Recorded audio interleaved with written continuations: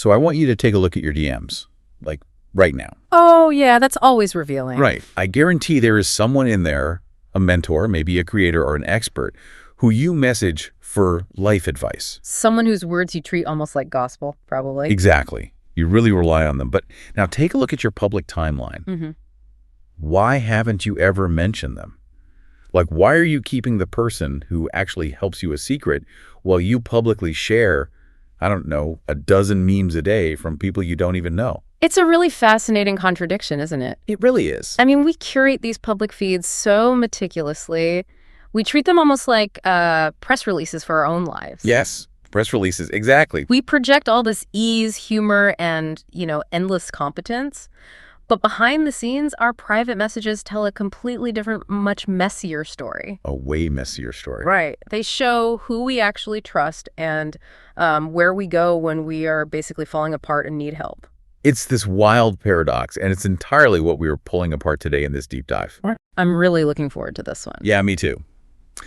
So we've got a translated excerpt from a deeply personal piece of writing. It's called Echoes of Antaryami, the Silent Social Media Observer. Such a striking title. It is. And it's basically this raw, very frustrated transmission from a multifaceted online figure who, frankly, seems to have finally hit a breaking point with their audience. Yeah, reading through the source material, it almost feels like you're reading a diary entry that got accidentally broadcast to the world. Oh, totally. It feels almost invasive to read. Right, because this author is airing a core grievance about the architecture of their own online community. Which they spent years building. Exactly. They've spent years building this space, and they're suddenly realizing the foundation is entirely one-sided. So to get right into it, the author describes this bizarre disconnect in how their followers treat them. And the wording they use is honestly a bit heartbreaking. It really is. They say, you come, you say so many things, you fearlessly tell me everything you can't tell anyone else. I think fearlessly is definitely the operative word there. Yeah, it stands out. Because they specifically note this happens in private, directly in Messenger. It's in the DMs. Right.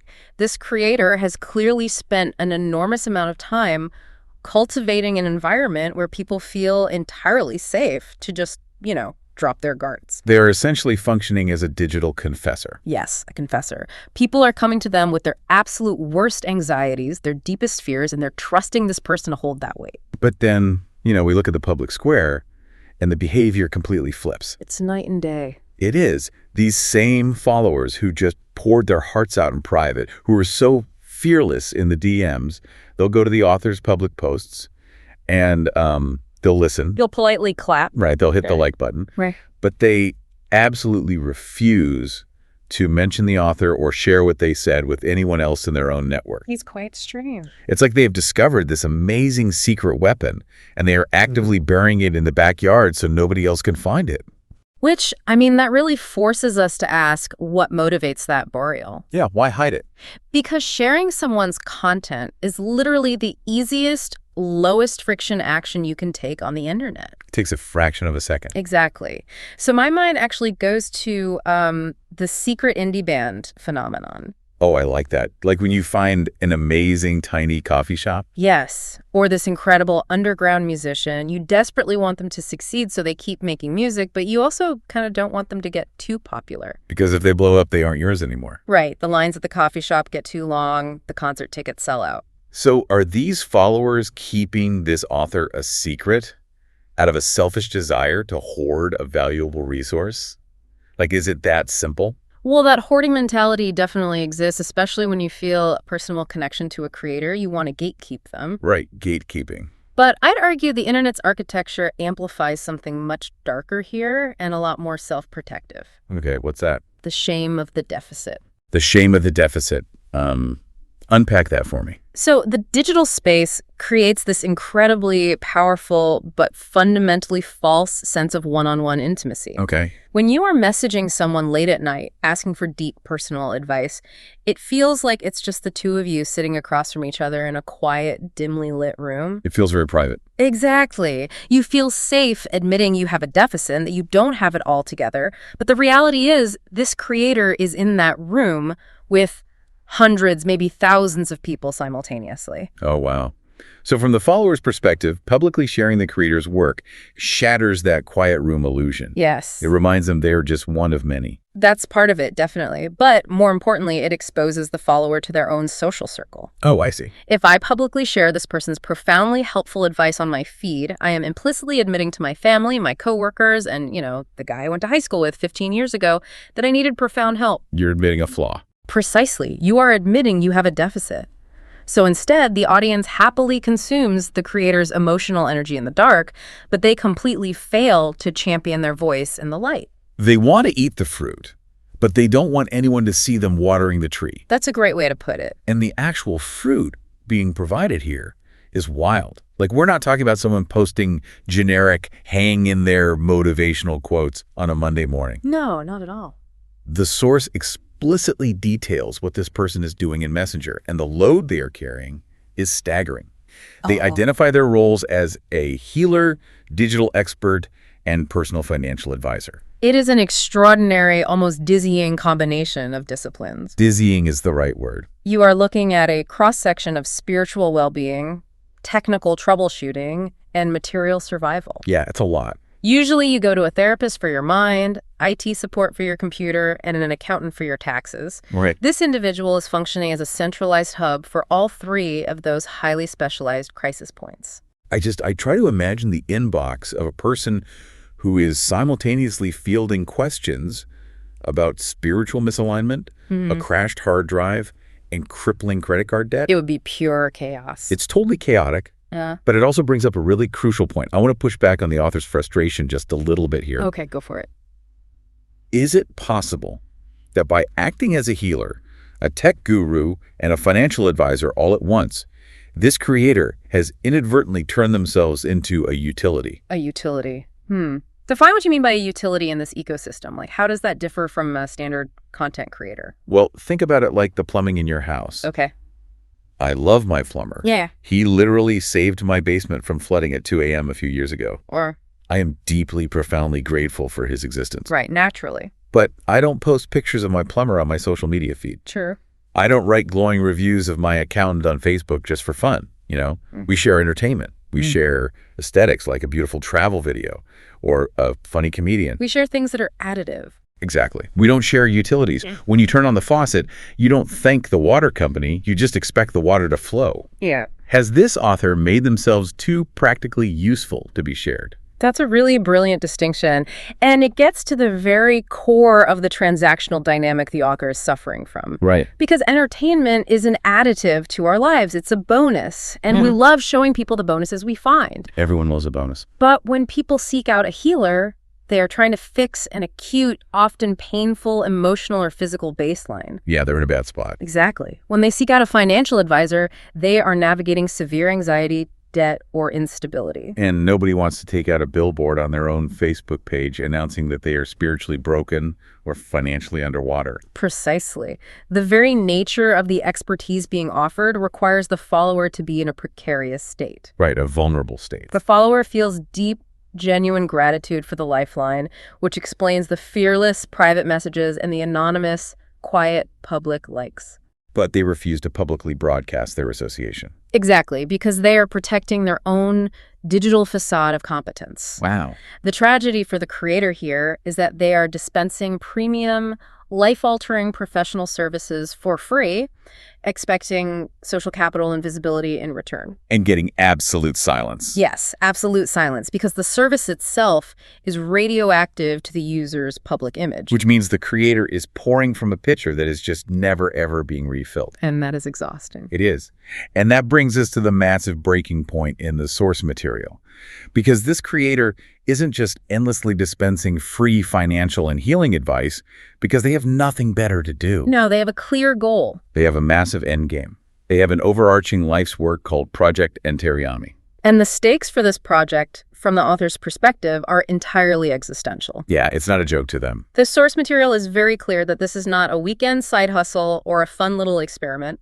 The text says this project represents decades, like literal decades, of what the author calls tech volunteering. Decades of work. Yeah, it's the culmination of years of immense practice, sweat, and effort. And they make a very sharp point about the financial reality of this project. Right, about how it's funded. Exactly. They say it does not run on begging. It isn't a Kickstarter. It isn't funded by asking for charity. It is entirely funded by the hard-earned money of its partners. And that detail is so crucial. They are emphasizing that Project Antaryami is built on sweat equity, integrity, and actual partnership. It's not a handout. No, it's a physical manifestation of their life's work.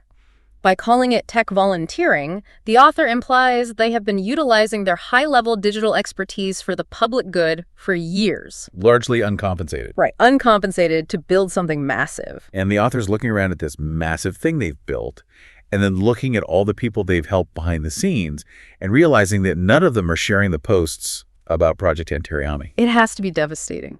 The author explicitly states they feel like all this effort, all these decades of work, is just completely wasted if their own followers won't amplify it. Yeah.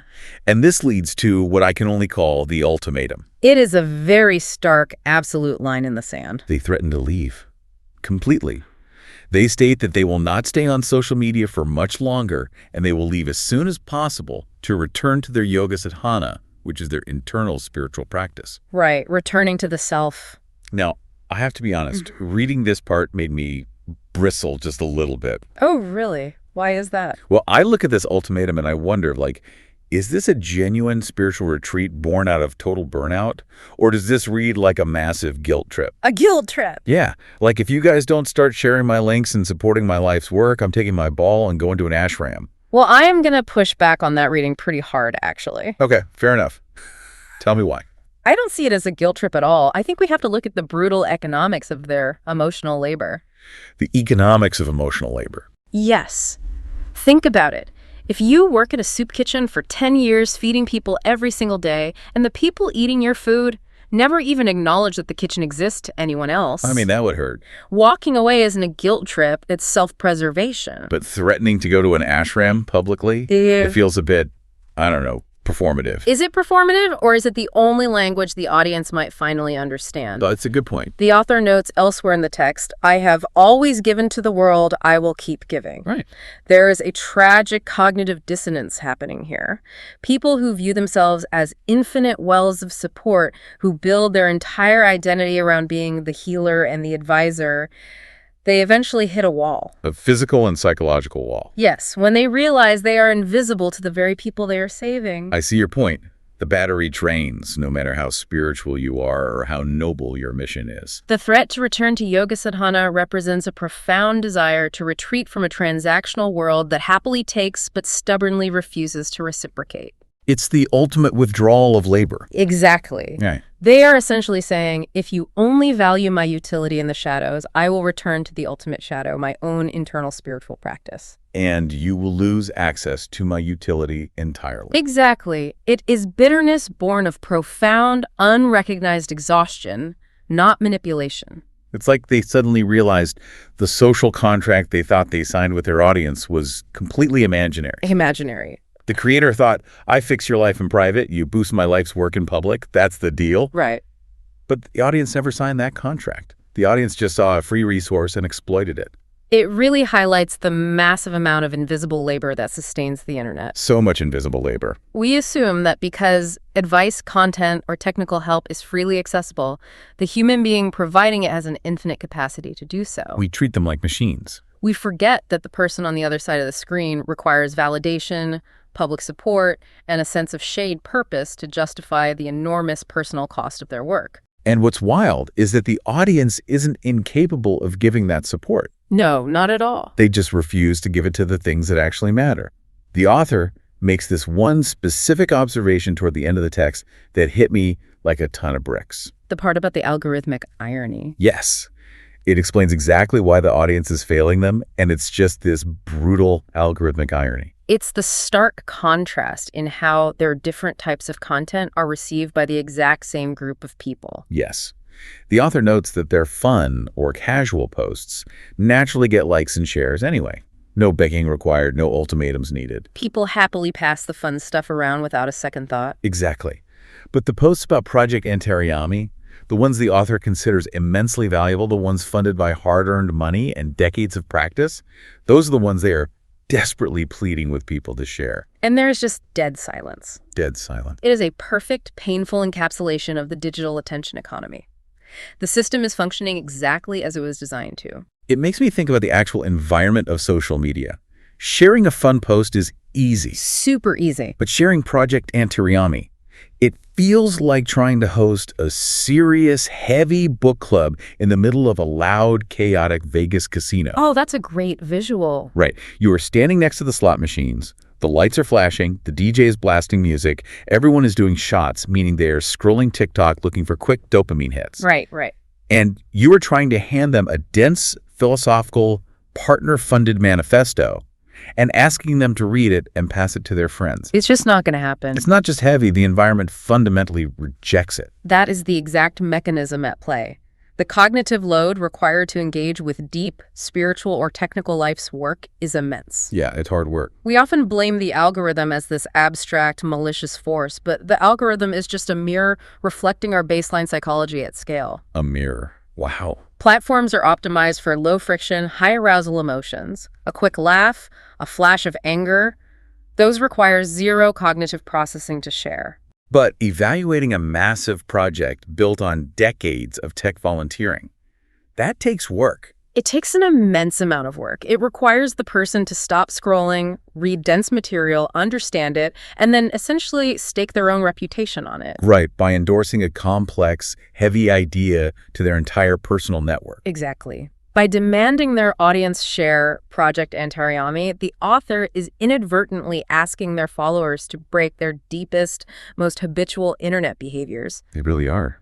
They are asking people to use an entertainment machine as a vehicle for profound philosophical labor. They're asking people to go against their digital muscle memory. Yes, muscle memory is a good way to put it. Like you're scrolling in line at the grocery store looking to turn your brain off, and suddenly you're hit with the weight of someone's ultimate spiritual mission.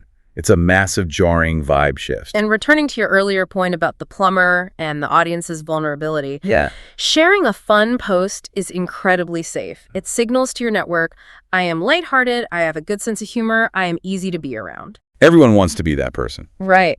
But sharing a post about a healer's profound, heavy life project signals to the world, I am engaging with heavy spiritual and emotional material. I am thinking about existence. That's a lot heavier. Most people simply aren't willing to curate that serious, heavy image publicly, no matter how much they rely on that creator's guidance privately to keep their head above water. It just lays bare the absolute trap this creator has fallen into. It really does. They've poured their soul, their decades of tech expertise, their genuine healing abilities into a platform that fundamentally only values the most superficial, frictionless parts of human interaction. Right. Social media is designed to strip away nuance, and this creator is composed entirely of nuance. It is a profound mismatch between the medium and the message, and I think it forces a critical realization about the nature of what we call online communities. Oh, how so? Well, we throw that word around a lot, but often they are just audiences. A community shares the load. A community helps build the barn. I love that. Build the barn. Right. An audience merely sits in the dark and watches the performance. The author is begging for community support from a group of people who have been strictly conditioned by the platform to act only as an audience. Man. So taking a step back, the journey we've just tracked through this single piece of writing is pretty staggering. It's been quite the ride. We started with a deeply frustrated creator, someone sitting alone, watching their audience politely clap in public while secretly demanding the world from them in private. And we unpacked the incredible weight of being that digital confessor functioning simultaneously as a healer, a tech guru, and a financial advisor. The ultimate utility. Right. We saw how providing those essential life-saving utilities actually guarantees public silence because nobody wants to advertise the fact that they needed saving in the first place. And then we hit that ultimate painful collision. The clash between a creator's life's work and the audience. Yes, the clash between a massive, decades-long life's work in Project Antaryami and the superficial Vegas casino habits of social media users. Users who just want to casually share the fun stuff without ever putting any real skin in the game. It is a massive cautionary tale about where we invest our energy and what we can realistically expect a digital platform to give us in return. It serves as a stark reminder that the visible metrics we worship online, the public likes, the share counts, the comments, They rarely reflect the actual tangible impact someone is having on people's lives behind the scenes. The most vital, life-altering work is almost always the most invisible. Always. Which brings me directly to you listening to this right now. I want you to really evaluate your own digital footprint today. To the good, hard look. Who are the people you are quietly relying on? Are you treating the creators, the experts, the writers you value most like secret utilities? It's a tough question to answer, honestly. Are you perfectly willing to consume someone's decades of effort, to take their advice to fix your own life, but entirely unwilling to give them the absolute simplest, most basic currency of the internet, a public share? It is definitely worth examining how our own silence, our own desire to maintain a perfectly curated, frictionless, fun public image might be directly contributing to the exhaustion of our favorite voices. Driving them to just pack up and leave the public square entirely. Precisely. Which leaves me with one final thought for you to chew on after this deep dive ends. We talked heavily about how people hide the valuable, serious stuff in their private messages because they want their public feed to look light and easy. Right. If our social media feeds only ever reflect the fun things we passively consume, and never the serious, vulnerable advice we actually rely on to survive the day like healing or financial guidance, is our entire digital identity just a carefully curated lie? Think about that. If you purposefully never post the things that actually matter to your survival, does the truest version of the internet, the truest version of who we actually are, exist entirely in our private messages? Think about that the next time you go to share a meme instead of a milestone.